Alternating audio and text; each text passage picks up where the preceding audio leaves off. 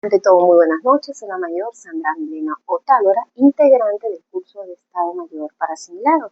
Voy a dar una breve explicación sobre la filosofía de la guerra.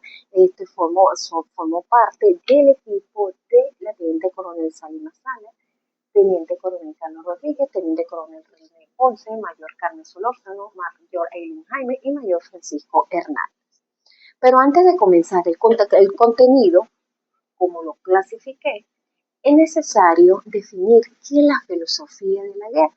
La filosofía de la guerra, según diversos investigadores, nada más y nada menos que la rama del pensamiento filosófico que reflexiona sobre la naturaleza, sobre el propósito y la justificación ética de la guerra, y se plantea una serie de interrogantes como ¿por qué el ser humano hace la guerra?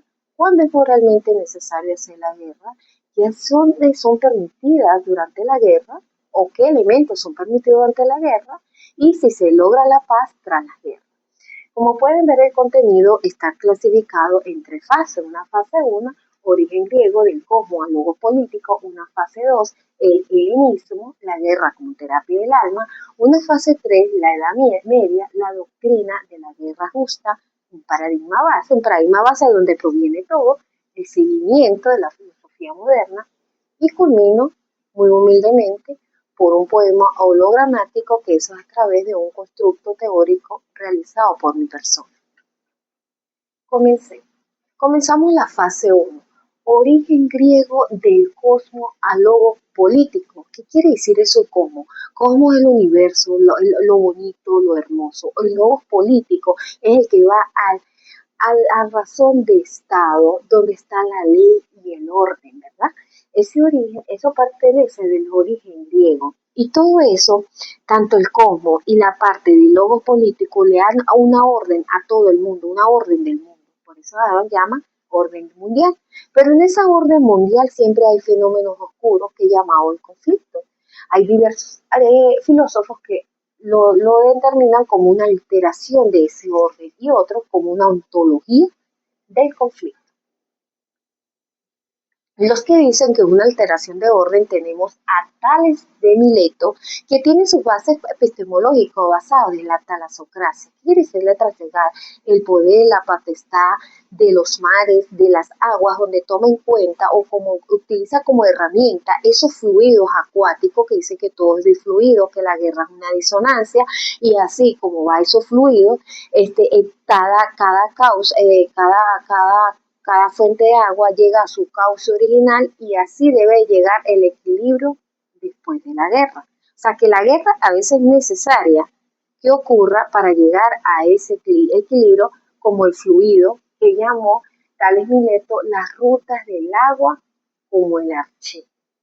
Y así es la manera de retomar el equilibrio natural. Es decir, que el conflicto rompe ese equilibrio natural y para volverlo a restaurar o llegar a ese equilibrio es necesario seguir las rutas de los fluidos de agua. Además de Mileto, tenemos a Pitágoras. Pitágoras es la que le da como la pincelada cuantitativa a ese cosmos, al cosmos con logo político, donde dice que la guerra no es nada más y nada menos que un error de cálculo matemático y que se tiene que encontrar una armonización numérica, en la cual se debe restablecer las músicas de las esferas. Tiene que haber una armonización, así como un acordeón que van a un mismo son. Ahora bien, tenemos la otra parte. Primero era la alteración del orden, ¿verdad? El conflicto. Ahora otros filósofos lo llaman como la ontología del conflicto. O sea, habla desde el punto de vista del ser, del sujeto, donde dice que la guerra es el padre de todas las cosas y que la guerra es el motor y origen de la realidad y que se hace de la naturaleza misma a través de tensiones opuestas. Y por lo tanto dice que el conflicto es una ilusión de sentidos opuestos, una ilusión de esos sentidos, o sea, una ilusión, y que el ser verdadero jamás llegaría a esa ilusión de los sentidos. Ahora bien, tenemos en ese origen griego del pensamiento político militar a Platón. ¿Qué decía Platón que era importante tener en cuenta en la guerra? Era la especialización. Los guerreros tenían que ser especialistas y que esa estrategia militar que aplicara tenía que estar subordinada con la política y la ética. En tanto, Aristóteles aplicaba no solo la práctica política, sino la relacionaba con lo racional, con lo lógico, y decía que la guerra es un medio y su fin último era la paz. Ahora bien, para de Platón, maestro de Aristóteles, Aristóteles maestro de Alejandro Magno, por lo tanto Alejandro Magno,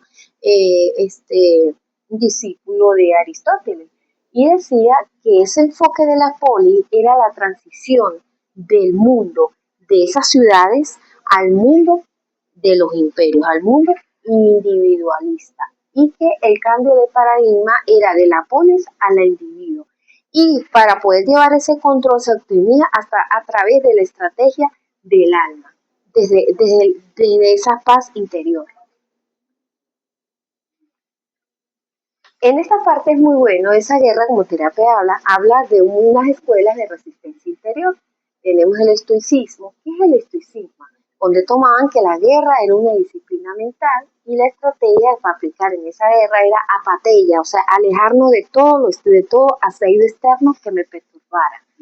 Tenemos el epicurismo, donde decía que el individuo debía retirarse de la película y que tenía que evitar el conflicto. ¿Cómo evitar el conflicto del epicureísmo? A través de cálculo de placeres, pero no eran esos placeres artificiales, sino esos placeres naturales que no fueran de dolor. Y decían que la guerra era el mayor orden, la mayor acción que generaba miedo, dolor e incertidumbre. Ahora muy bien, tenemos el efectivo, el puché, excepto de todo, una suspensión deliberada de juicio, ni lo bueno ni lo malo. El neoplatónico hablamos de plutónico. Como pueden ver ahí en la lámina, dice que es la guerra como una caída de la unidad hacia la multiplicidad. ¿Qué quiere decir eso? De la unidad tenemos el yo interior, lo puro, pasamos a Neus. En el Neus puede existir diferencia más no oposición. Llegamos al alma puede haber tensión, pero aún sigue esa armonía. En cuanto al neo, hay, hay diferencia más no oposición. ¿Por qué? Porque a la hora de la verdad sigue una armonización, hay una armonización lógica de las cosas. Pasamos al alma, que si hay tensión, pero llega a una completa armonía, el equilibrio se encuentra rápido, pero llegamos a la parte materia. En la materia, perdón, en la materia se encuentra ya el conflicto en sí, donde encuentran los dolores, las pasiones, la envidia, el egoísmo, la supervivencia, la sobrevivencia, ¿ves? Existe ya todo lo oscuro, ya diría yo que es el egocentrismo que empieza a materializarse en esa materia. Por eso habla de la unidad, de lo puro a la multiplicidad, de donde se contamina de todas esas pasiones. Y como pueden ver en la lámina de Clotilde.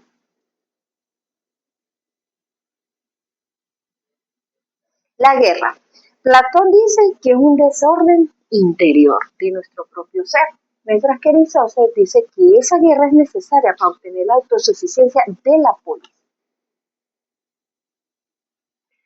Ahora vamos con la doctrina de la guerra justa. ¿Por qué se llamaba justa? Decía que tenía que ser una guerra justa y ahí lo tomaba muy en cuenta, pues fueron protagonistas San Agustín y Santo Tomás de Aquino, que decía que San Agustín, para que se diera, tanto uno como el otro, decía que para que se diera una guerra tenía que existir una autoridad legítima, tenía que existir una intención recta, o sea, ¿qué era esa intención? Paz más no odio ni venganza. Y tenía que existir una causa justa. Una causa justa es decir, que esa casa que era que le faltaban los respetos al proceso de la palabra de Dios, todo aquello que era prohibido en su momento, etc.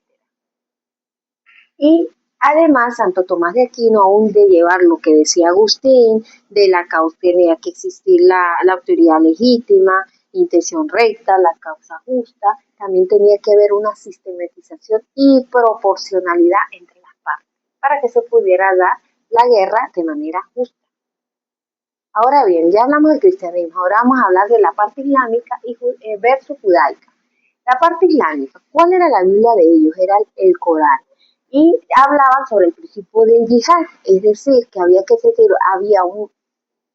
dos caminos, que era la parte espiritual y el combate armado, y que tenía que existir una causa justa. Para ellos, ¿cuál era la causa justa? Si para la parte de los cristianos ¿cuál era la causa justa? Que era estar en contra de esos principios de ellos. Para ellos también eran todos aquellos que estuvieran en contra de los principios islámicos, aún siendo invitados. ¿Y cuáles de esas conductas? Aplicaban unas conductas, como dicen ahí, que se llama Aur-Bar, que era que no podían atacar a los niños, a los ancianos, a las mujeres, ni a la naturaleza, es decir, ni talar árboles, ni nada, ningún ser vivo. Y tomaban que era así se originaba una guerra santa. Allí juega un papel muy importante Averroes, donde habla de la teoría de la doble verdad, que decía que se podía encontrar el fin último de la paz a través de la fe y la razón.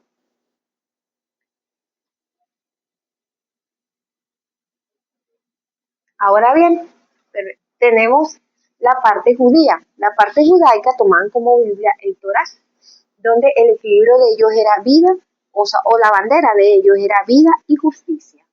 Y tomaban muy en cuenta a Maimónides. A Maimónides, que era seguidor del utilitarismo, de la ética, de la vida y de la justicia. Por eso habla de vida y justicia, que es lo que justifica Maimónides. La guerra decía que era obligatoria, como pueden ver allí. ¿Qué decía para qué era obligatoria? Para conquistar la parte territorial contra la opresión cultural, que ellos lo denominaban Amalek. También había una guerra discrecional, que era la expansión territorial y que requería de la autorización del Sanedrín y el rey. ¿Qué era ese Sanedrín? Era un jurado en la cual estaba formado por 7 grandes sabios.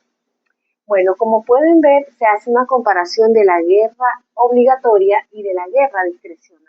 En la obligatoria era la conquista y defensa contra la opresión, mientras que en la discrecional era la expansión territorial, y el requisito de autoridad de la obligatoria era el Torá, y en la discrecionalidad era el Sanedrín y el rey. Como pueden ver, hay un cuadro resumen de las convergencias y divergencias presentadas en la filosofía de la guerra meridional. Tenemos a San Agustín, Santo Tomás Aquino, tenemos los Hilán, Avicena, Averroes y Judaísmo Maimónides. Como pueden ver, la autoridad del cristianismo, un príncipe cristiano, en tanto los islámicos era un gobernante justo y el judaísmo era el rey consagrado o el Sanedrín. Una causa justa, el cristianismo era ofensa y recibida y tenían que restaurar el orden. El Islam era la defensa de la fe y agresión previa. En tanto, el judaísmo era un mandato divino, o sea, que era obligatorio o utilidad discrecional. ¿Cuál era la intención del cristianismo? Obtener la paz y amor al enemigo. Había que respetar al enemigo. Y el Islam era la expansión del Islam o cese de una persecución.